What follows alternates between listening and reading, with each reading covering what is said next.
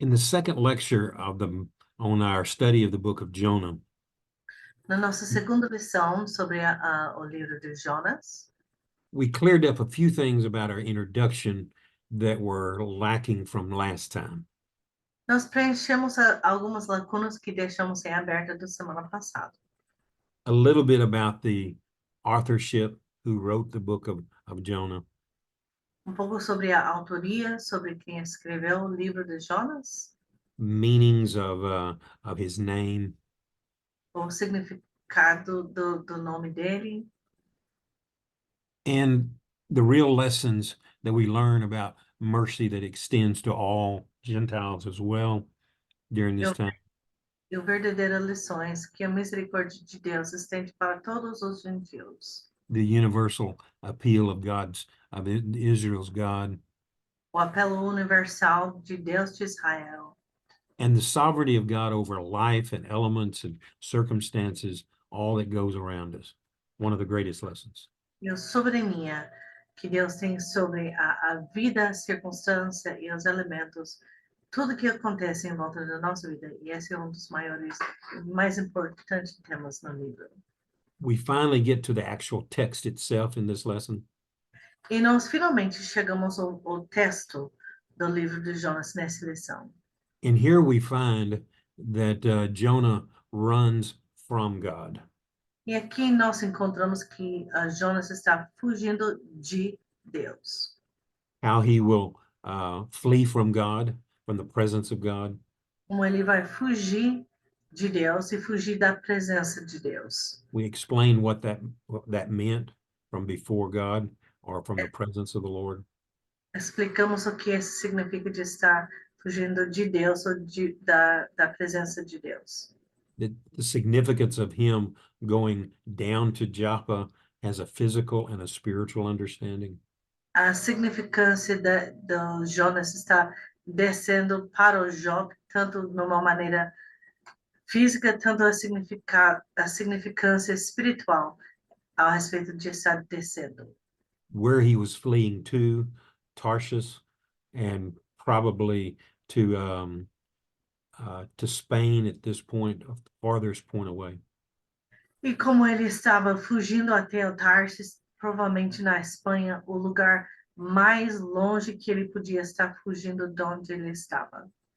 How God hurls, really throws with a violent throw of wind against this ship. Como Deus lança, como ele lança com uma força aguda contra esse navio, o vento contra esse navio. How the sailors in their own power tried to get to shore or to row hard enough so that the storm would not hurt them.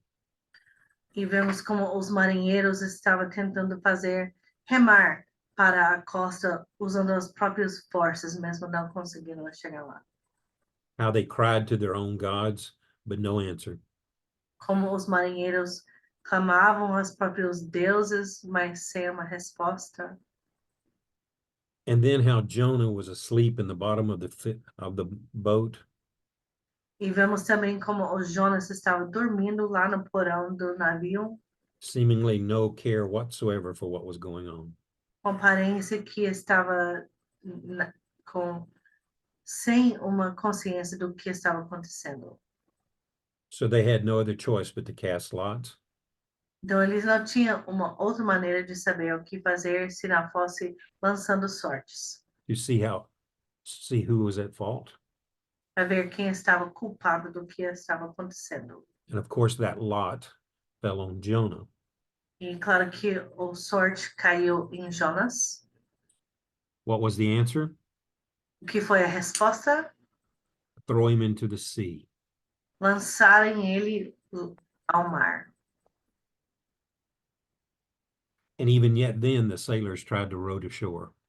E mesmo nesse momento, as marinheiras continuavam a tentar remar para chegar na costa, na terra seca. In our next lesson, we will pick up with the last verse in chapter 1. Na nossa próxima lição, nós vamos começar utilizando o último versículo do capítulo 1, which is the first verse in chapter 2 of the Hebrew text, que realmente é o primeiro versículo do capítulo 2 no texto hebraico, where God will appoint a great fish to onde o, swallow. onde o Senhor vai preparar grande peixe para engolir as Jonas. Many great lessons, many great understandings of who God is and his characteristics. Muitas lições, muitos grandes entendimentos a respeito do caráter e a pessoa de quem Deus é.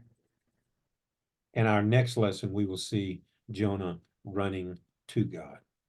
E a nossa próxima lição, nós vamos ver a Jonas correndo para Deus. Thank you for being with us. Muito obrigada por estar conosco.